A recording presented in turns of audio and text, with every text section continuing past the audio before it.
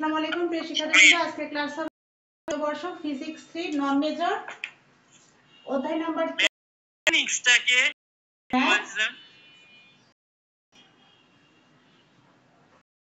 Honours দ্বিতীয় বর্ষ।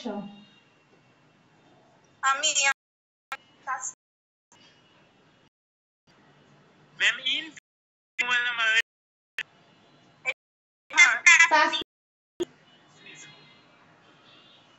কেন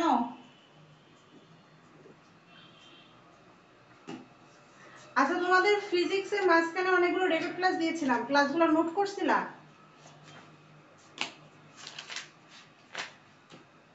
হ্যাঁ, কথা শুনতে পাইছো আমার করা হয় নাই। কালকে অর্গানিক কেমিস্ট্রি নোট করতেছিলাম, অধ্যায় 5 কিছু বললাম না, গ্রুপে তো দিলাম, কেউ তো নোট দিল না। কেউ কি নোট করি নাই? 5 এর তো দুইটা ক্লাস নিছি, তাই না? ম্যাম কি বলছেন? ম্যাম কি বলছেন? আচ্ছা, এক এক করে বলি। অর্গানিক কেমিস্ট্রি নোট যদি কেউ করে থাকো তাহলে ওকে নোটটা দিয়ে দিও। অর্গানিক কেমিস্ট্রি চ্যাপ্টার 5 এর দুইটা ক্লাস নিয়েছি আর একটা ক্লাস হবে। আর ফিজিক্স 3 এর আমি গত সপ্তাহে তো তোমাদের লাইভ ক্লাস কম হয়েছে, কারণ প্রশ্নগুলো যেগুলো পড়াইতাম ওগুলো আমার কাছে রেকর্ড ছিল, তাই রেকর্ড দিয়েছিলাম। তো ফিজিক্স 3 ক্লাস করেছি অধ্যায় 1, অধ্যায় 2, 3 করিনি, 4 করছি, 5 করছি, 6 করছি, 7 করেছি, 8 করেছি, 9 করিনি। 9 করেছি কি করিনি? 9 করেছি মেবি, না 9 করিনি, না 9 করিনি, 9 থেকে প্রশ্ন আসে। 9 10 11 করে আমি রেকর্ড দিয়েছি 11 দিয়ে।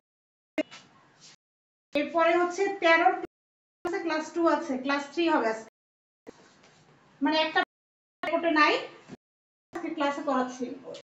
ঠিক আছে,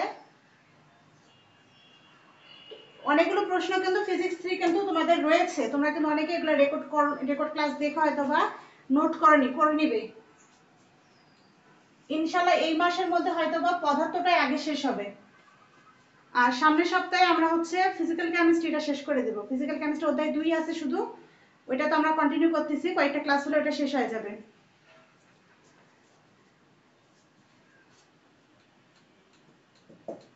আচ্ছা দেখো, অধ্যায় 3 এ অধ্যায় 13 যে প্রশ্নটা আছে,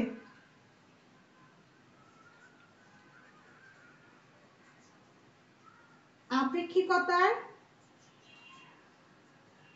বিশেষ তত্ত্বের মৌলিক স্বীকার্য।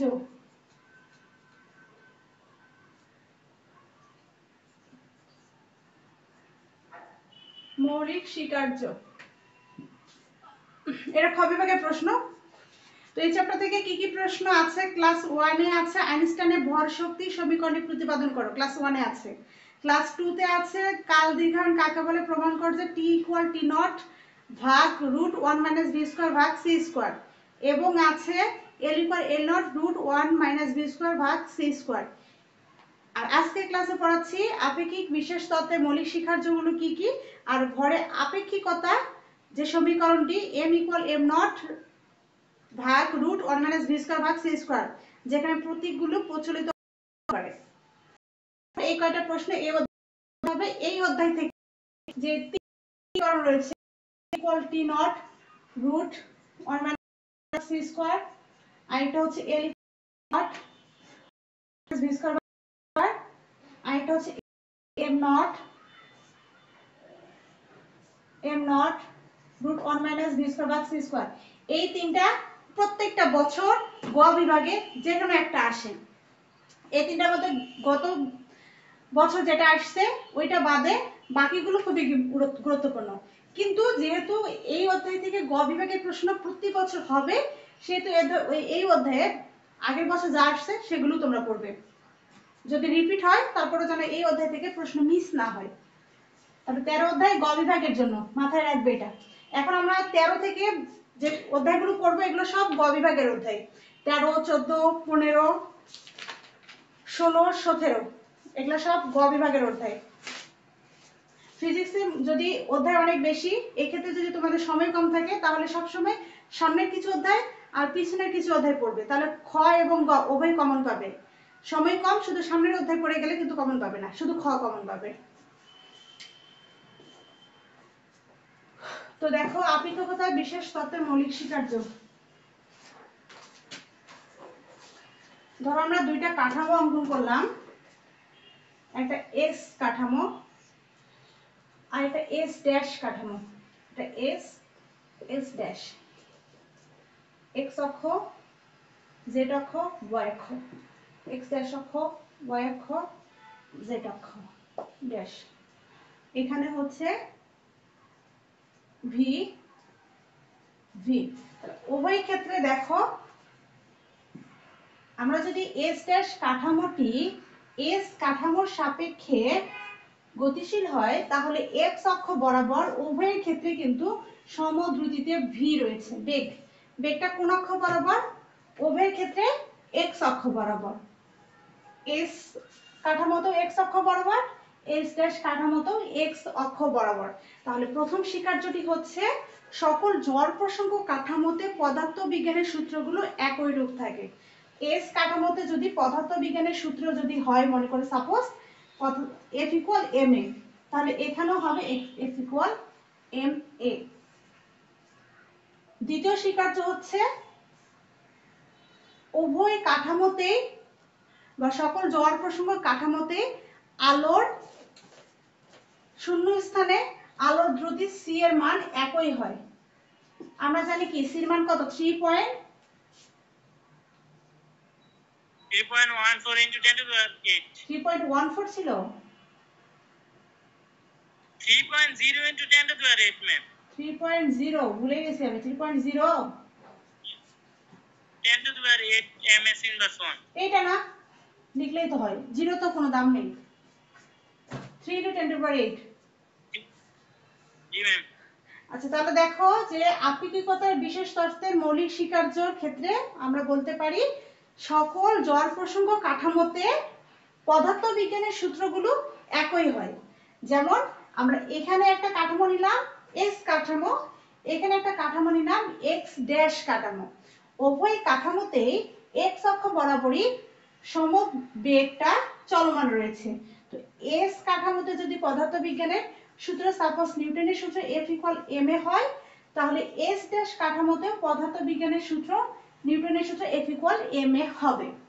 দ্বিতীয় স্বীকার্য, উভয় জড় প্রসঙ্গ কাঠামোতে আলোর দ্রুতি শূন্য স্থানে একই হবে। এস কাঠামোতে যদি আলোর দ্রুতি সি হয়, তাহলে তার মানও হবে 3 into 10 to the power 8 ms inverse 1। আবার হচ্ছে এস ড্যাশ কাঠামোতেও আলোর দ্রুতির মান হবে 3 into 10 to the power 8 ms inverse 1। এই দুটোই হচ্ছে আপেক্ষিকতার বিশেষ তত্ত্বের মৌলিক স্বীকার্য।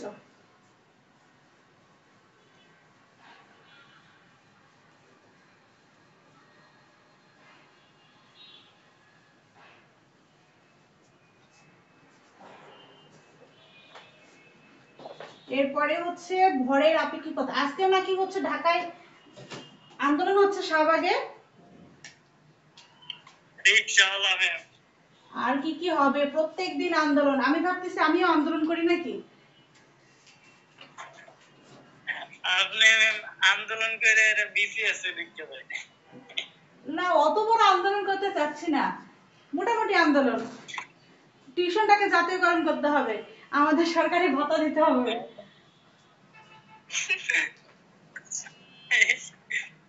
ভালো হবে না এটা? জি ম্যাম, ভালো হবে, শুরু করুন। মন্দের ভালো না হয় ম্যাম। আন্দোলন করার ক্ষেত্রে একটা বিষয় আছে, আন্দোলন সব বিষয় করা যাবে না। সেই বিষয়ে আন্দোলন করো যেন তুমি একটা কথা বলে 10 জন তোমার পিছনে হা। এখন তুমি এমন আন্দোলন করো, তুমি সারা ওই বিষয় সাপোর্ট আন্দোলন করে মজা। যেমন আমি যদি জাতীয়করণ করি, লাখ লাখ স্টুডেন্ট সবাই কিন্তু হা করবে।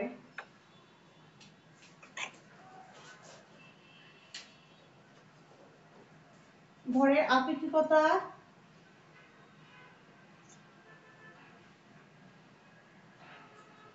সমীকরণ প্রতিপাদন করো।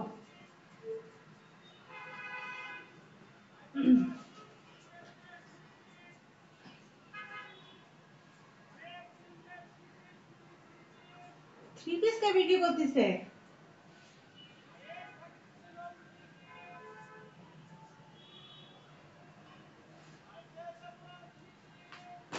তোমাদের ওখান থেকে আসতেছে শব্দ নাকি আমার এখান থেকে শব্দ আসতেছে?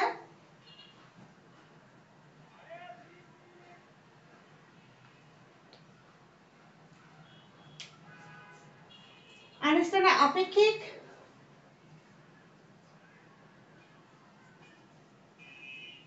তত্ত্ব অনুযায়ী বস্তুর ভর কোনো ধ্রুবক নয়, আপেক্ষিক। বস্তুর গতি বৃদ্ধির সাথে সাথে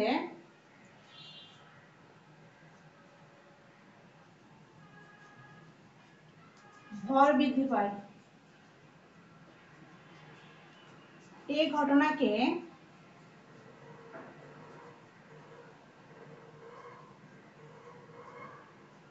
ভরের আপেক্ষিকতার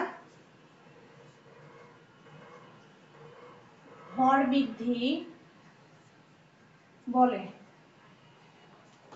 বিগত 2 বছর ধরে একই প্রশ্ন পড়াচ্ছি প্রত্যেকটা ব্যাচে। এই যে আজকে তোমাদের ব্যাচে পড়াচ্ছি, আবার সামনে যে ব্যাচ হবে তাদেরকে আবার এগুলোই পড়াইতে হবে। তাহলে সমীকরণটা হচ্ছে m equal m naught root over 1 minus v square ভাগ c square। এটা আমাদের এখন প্রমাণ করতে হবে। আমি ভাষাগুলো লিখবো না, চিত্র দিয়ে তোমাদের বোঝাবো। তো আপাতত লিখে ফেলি যেগুলো মেন বিষয়।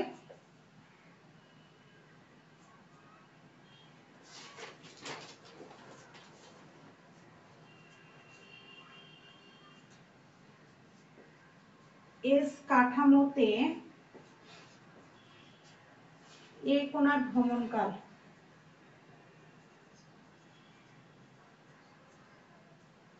ভ্রমণকাল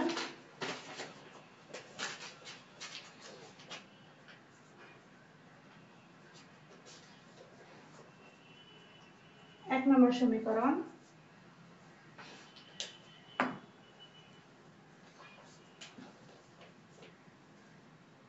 এস ড্যাশ কাঠামোতে বি কোণার ভ্রমণকাল টি নট ওয়াই ভাগ ভি ড্যাশ বি।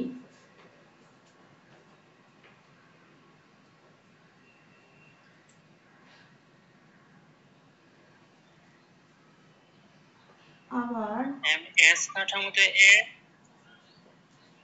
এ ম্যাম এ কোণার হ্যাঁ এস কাঠামো কণা কণা ভ্রমণকাল হ্যাঁ কণার ভ্রমণকাল এ কোণা ভ্রমণকাল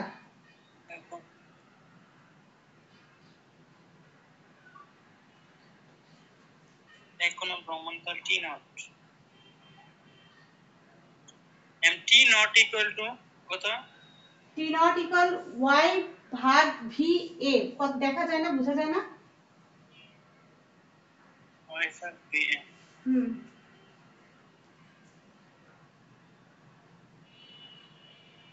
আবার এস কাঠামোতে বি কোণার ভ্রমণকাল। তো এটা এ ছিল, এখন বি।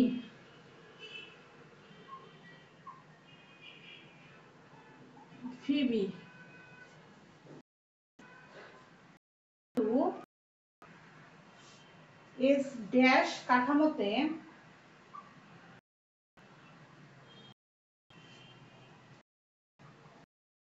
বি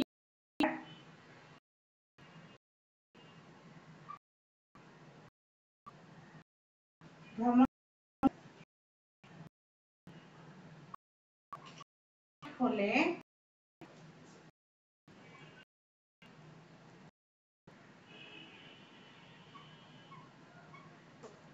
কাল দীর্ঘায়ন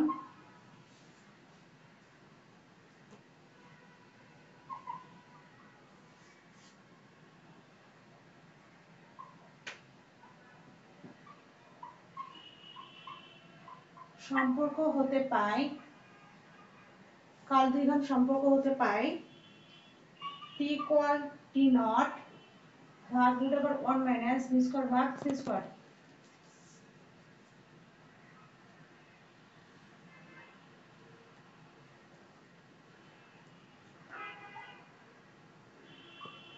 ধরা যাক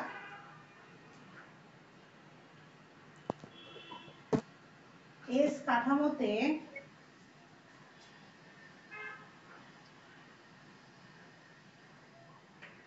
কণাদ্বয়ের ভর ও বেগ যথাক্রমে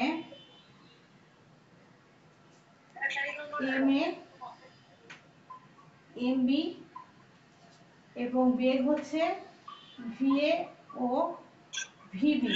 তাহলে ভরবেগের সংরক্ষণ সূত্র অনুসারে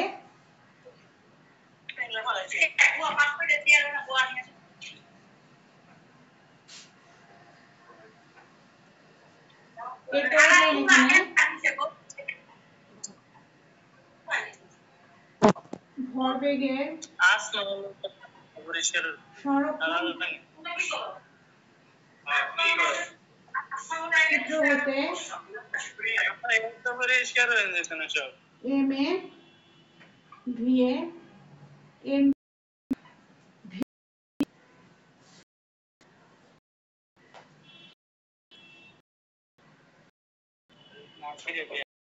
সমীকরণ, 3 নম্বর সমীকরণ, 4 নম্বর সমীকরণ, 5 নম্বর সমীকরণ।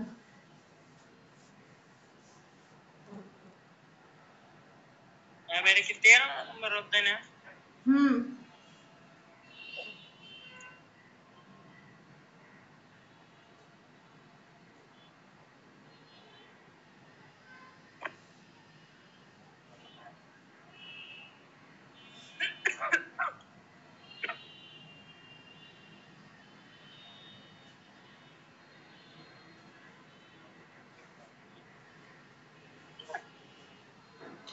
এখন 3 লং হতে পাই, এটা আড়াআড়ি গুণ করে দিলাম, ভিবি আর টি গুণ হবে, আর এই পাশে হবে শুধু ওয়াই। এটাকে লিখতে পারবো আমরা ভিবি ওয়াই ভাগ টি। টির মান যেন কোথায় আছে, এই যে এখানে। তাহলে এখানে লিখলে মানটা, যেহেতু ভাগ আছে, ভাগটা উপরে যাবে নিচে আসবে, উল্টে যাবে। তার উপরে হবে y root 1 minus V square ভাগ সি স্কয়ার, আর নিচে হবে টি নট। এটাকে দাও 6 নাম্বার সমীকরণ।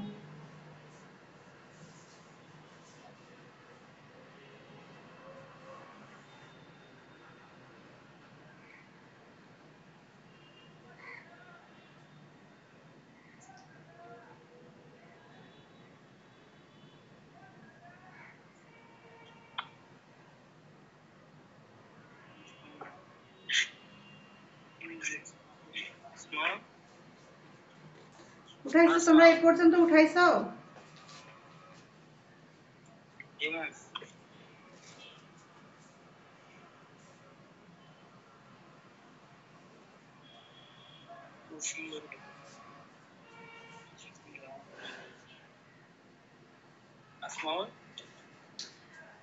এখানে দেখো ছোট্ট করে দুইটা কাঠামো, একটা এক্স কাঠামো,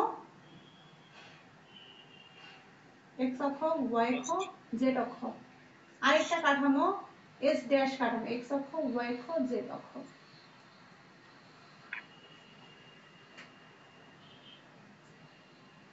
সংঘর্ষের পূর্বে এক্স কাঠামোতে আছে হচ্ছে এ, আর সংঘর্ষের পূর্বে এক্স ড্যাশ কাঠামোতে আছে বি।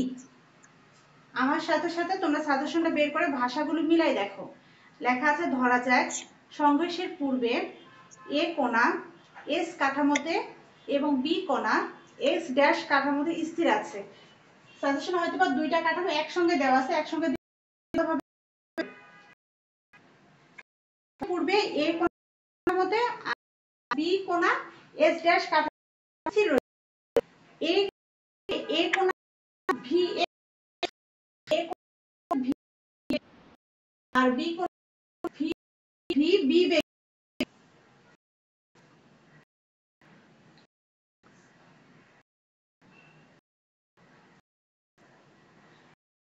এ কোণাকে ভি কে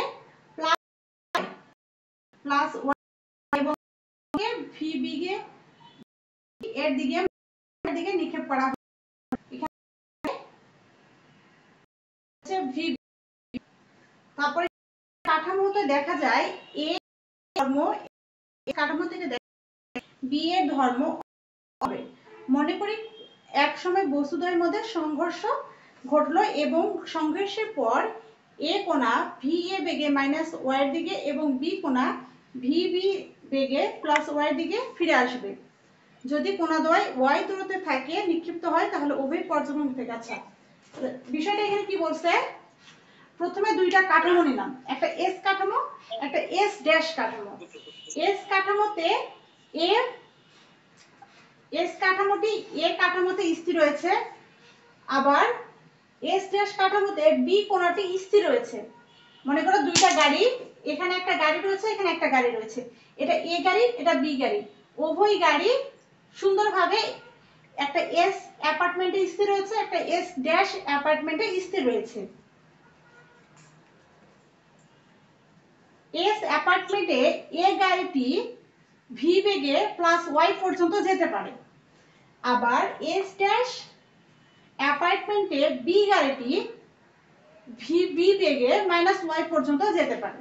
এখন কোনো এক সময় এস অ্যাপার্টমেন্টের মালিকও তার গাড়িটা বের করলো, এস ড্যাশ অ্যাপার্টমেন্টের মালিকও তার গাড়িটা বের করলো, দুজনের বাড়ি মুখোমুখি, রাস্তা হচ্ছে ওকে আসতে গেলে এদিকে আসতে হবে, এই অ্যাপার্টমেন্ট থেকে গাড়িটা আসতেও এদিকটা আসতে হবে, তারপর তাদের একসঙ্গে যেতে হবে পরের রাস্তায়। রাস্তাটা যদি এরকম হয় আর কি, এই দিক দিয়ে ওদের গন্তব্য হচ্ছে এই পাশে, তাহলে এই দিক থেকেও গাড়িটা বের করতে হবে এই অ্যাপার্টমেন্ট থেকে, আবার এই অ্যাপার্টমেন্ট থেকে গাড়িটা এদিকে বের করতে হবে। কোন এক সময় গিয়ে যদি দুইজনের মধ্যে সংঘর্ষ হয়, স্থিতিস্থাপক সংঘর্ষ হয়, তাহলে এ কাঠামোর প্লাস ওয়াইটা মাইনাস ওয়াই দিকে যাবে, বি ক্ষেত্রে মাইনাস ওয়াইটা প্লাস ওয়াই দিকে যাবে, মানে এক্সচেঞ্জ হবে। এখন উভয়ে কোথায় গিয়ে সংঘর্ষ হচ্ছে, উভয়ের মাঝামাঝি অবস্থায় সংঘর্ষ হচ্ছে, অর্থাৎ রাস্তার অর্ধেকে গিয়ে সংঘর্ষ হচ্ছে, তাই তাদের সংঘর্ষের জায়গাটা হচ্ছে ওয়াই ভাগ 2, হাফ, অর্ধেক জায়গায়। আর যেহেতু এদের হচ্ছে দূরত্বটা ওয়াই ধরে নেওয়া হয়েছে তাই ওয়াই ভাগ 2। এখন আমরা এস কাঠামোতে এ কোণার ভ্রমণকাল ধরে নিলাম টি নট ইকুয়াল ওয়াই ভাগ ভি এ, যেহেতু এ কোণার জন্য তাই ভি এ, বি কোণার জন্য ভি বি। আবার এস কাঠামোতে বি কোণার ভ্রমণকাল যদি টি হয়, আগেরগুলোতে টি নট ছিল দুটাতে, এখন টি বের করতেছি, তো টি ইকুয়াল ওয়াই ভাগ ভিবি। কিন্তু এস ড্যাশ কাঠামোতে বি কোণার ভ্রমণকাল টি নট হলে কাল দ্বিঘনের সম্পর্ক হতে এটা সূত্র। এই পর্যন্ত মানগুলো সঠিকভাবে বসাবে, বসার পরে এখন আমাদের এই জিনিসটা তোমরা চাইলে মাঝখানে লিখতে পারো, আমি হচ্ছে শেষে লিখেছি, তোমাদের সাজেশনে মাঝখানে দেওয়া আছে, আমার মতে এটা লাস্টে লেখাই ভালো। ধরা যাক এস কাঠামোতে কোণাদ্বয়ের ভর, অর্থাৎ এই যে কাঠামো, এখানে কোণাটার ভর ধরে নিলাম এম এ এম বি আর বেগ ধরলাম ভি এ ভিবি। তাহলে ভর বেগের সংরক্ষণ সূত্র হতে আমরা জানি M A V A M B V B, এটাকে সমীকরণ দিয়ে দিলাম।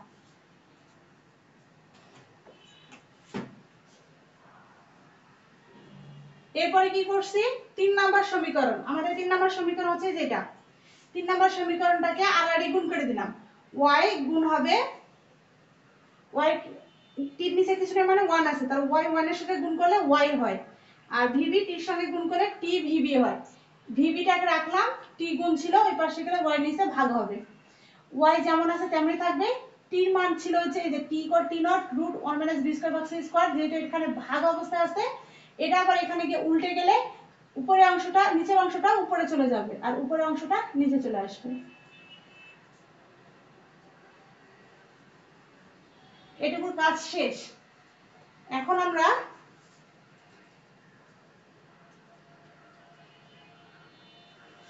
এই যে সূত্র রয়েছে এখানে মান বসাবো। M A V A, M A গুণন ভি এ। ভি এ কোথায় আছে জানো?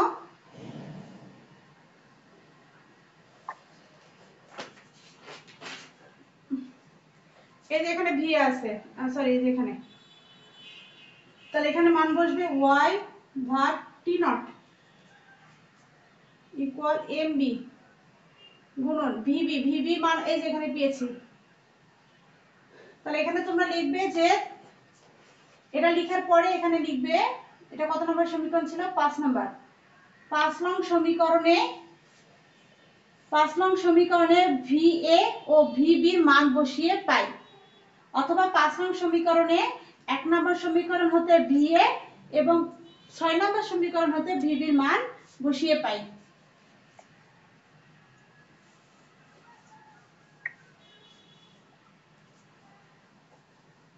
আমি লিখে দিচ্ছি 5 নং এ ভিএ ও ভিবির মান বসে পাই। তাহলে এম এ গুণন ভি এর মান পেয়েছি 1 নাম্বার হতে, এখানে ছিল ওয়াই ভাগ টি নট।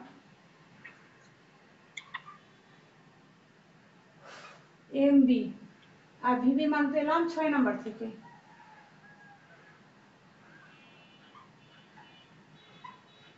ভাগ টি নট।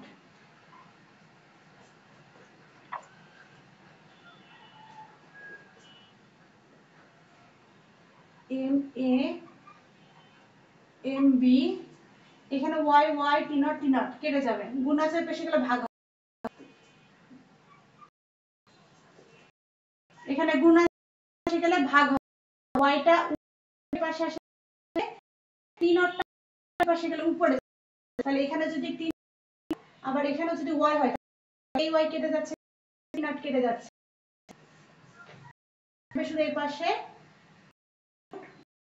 ভি স্কয়ার ভাগ সি স্কয়ার। আবার দেখো, আবার বলি, এখানে ওয়াই বাই টি নটটা এটাকে যদি ওই পাশে চলে যায়, উপরের অংশটুকু নিচে আসতেছে, অর্থাৎ উপরে ওয়াইটা এখানে আসলে নিচে হবে, আর নিচে টি নটটা এখানে টি নট, এখানে টি নট, ওয়াই এখানে ওয়াই কেটে যাবে, থাকবে শুধু এটা।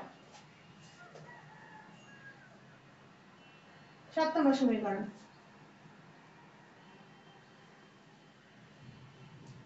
এখন যদি M A equal M not আর এম বি ইকুয়াল এম ধরি,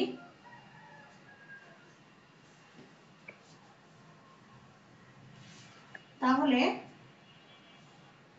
এম এর পরিবর্তে এম নট, এম বির পরিবর্তে M root 1 minus V square ভাগ সি স্কয়ার হয়। এখন আমাদের সমীকরণটা ছিল M equal M not root 1 minus V square ভাগ সি স্কয়ার, এভাবে আনতে হবে। তাহলে আমরা এখানে কি করব, এমটাকে নিব, এটা গুণ ছিল এম এর সঙ্গে, এবার আসলে ভাগ হবে। তাহলে M equal M not root আবার 1 মাইনাস ভি স্কয়ার ভাগ সি স্কয়ার। অর্থাৎ বেগ বৃদ্ধির সাথে সাথে আপেক্ষিক ভরও বৃদ্ধি পাবে। এটা হচ্ছে আপেক্ষিক ভরবেগের কি সমীকরণ ছিল জানো? আপেক্ষিক ভরবেগের সমীকরণ, ভরে আপেক্ষিকতা আর কি। তো তোমাদের সাজেশনে বা বইয়ের সব জায়গায় পাবে এই চিত্রটা, এটা ইগনোর করবে, এটা দেওয়ার প্রয়োজন নেই, আমি সরাসরি তাই এখানে দিয়ে দিয়েছি, ধরে নিয়েছি। অতটুকু অত ভাষা লেখার দরকার নেই, ওই চিত্রটা লেখার দরকার নেই। বলবে যে ধরি M A equal M not আর এম বি ইকুয়াল এম, তারপরে এখানে মানটা ধরে নিবা, ক্যালকুলেশন করে বলবে ইহাই নির্ণয় সমীকরণ। একটু পেঁচানো আছে,